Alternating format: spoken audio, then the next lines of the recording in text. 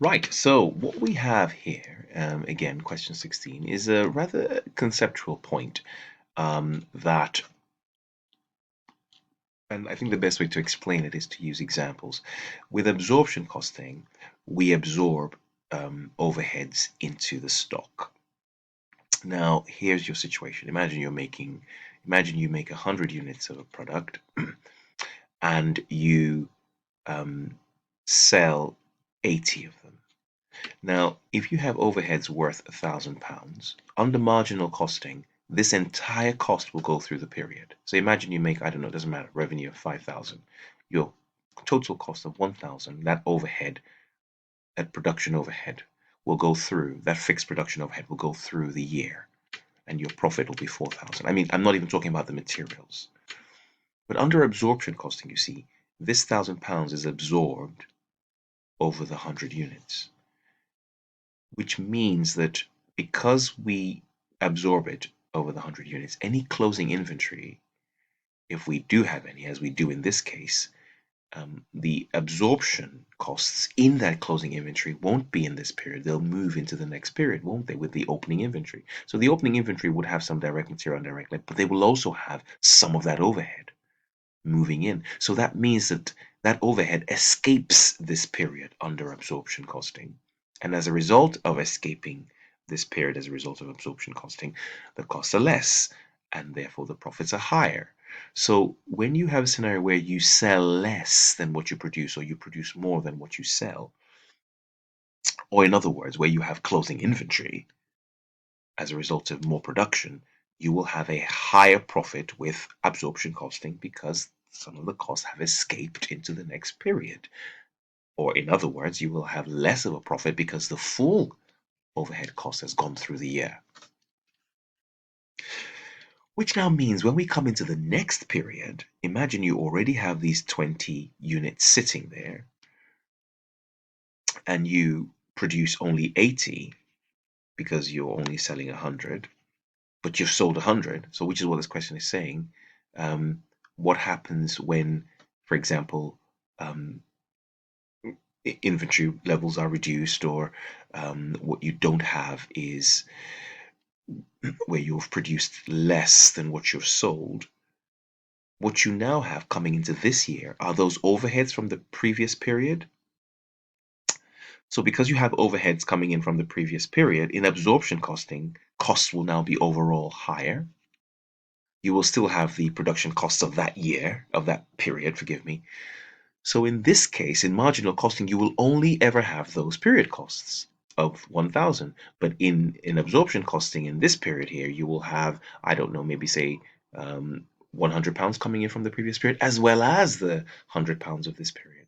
So the argument then becomes that in this scenario here, marginal costing will now have higher profits. So marginal costing has higher profits where you have reduced inventory levels, if you like, in effect, and that's really the point here. So the answer here is reduced inventory levels, that your inventory levels have reduced. That's really the argument here. Yeah. So let's look at, but this idea here is really this. They could have asked this question in a slightly different fashion. They could have, you know, they could have asked this question as in when this is when sales are greater. Thinking about this, so marginal costing profits are higher when sales are greater than production, which means that you reduced your inventory levels by selling them off, if you like, and you didn't keep much inventory. It's sort of the way of thinking about it. When you increase inventory levels, in effect, you're selling less than you're producing, right? That's what they mean. Right. Okay. So that's the answer there.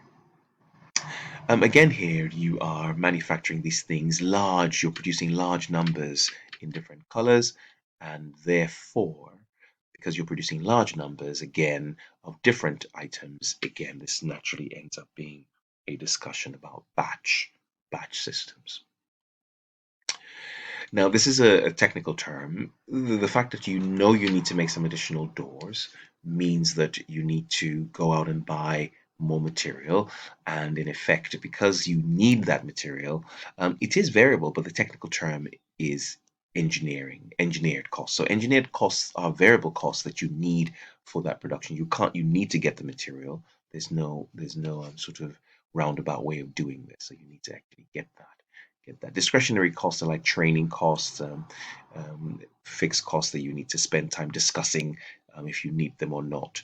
But and you can do without them almost. Committed costs are fixed, rental costs, costs that you're already committed to paying. But engineered costs are costs to do with variable material and labor that you need when a project comes through. So your answer there is B. This is inventory measurement. So let's look at what happens. Inventory company uses first in, first out. So just work through it gently. At the beginning of the year, they have 14 units. Okay. I'll use blue for my coming in. Then they buy another 12. No problem. Then they issue out 20 units, and they're using first in, first out. So these 14 must go first, and then 6, right, will leave from here, which leaves us again with 6 more units. Then it says, then they go and buy another 10. Go and buy another 10 units, right? And then it then says that they then issue out again first in, first out, another 8. So this 6 will go, and then 2 will go from here, leaving you, of course, eventually with 8 units left. And those 8 units will be out of the ones you just recently purchased, won't they? And so you will have 8 times £12.60. 8 times £12.60, and 8 times £12.60. 8 times £12.60 takes you to £100, and 80, right? And that's your answer there. And then finally, for this section, this question is asking you to apply a what approach? Marginal costing, a marginal costing approach. So we are literally saying here, look, we're taking a contribution mode, if you like. You can sort of say, well, look, let's deal with variable costs first. Just get the contribution. So you have selling price at 8 for 200 units, cost price at 6 for 200 units, which is technically 8 minus 6, which is times 2, isn't it? So that's 1600. That's 1600, and that's 1200.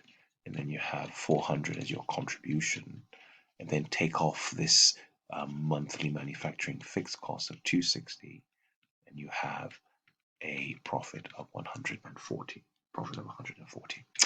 And that's a profit, of 140. Okay, great stuff. Yeah, see you in the next batch.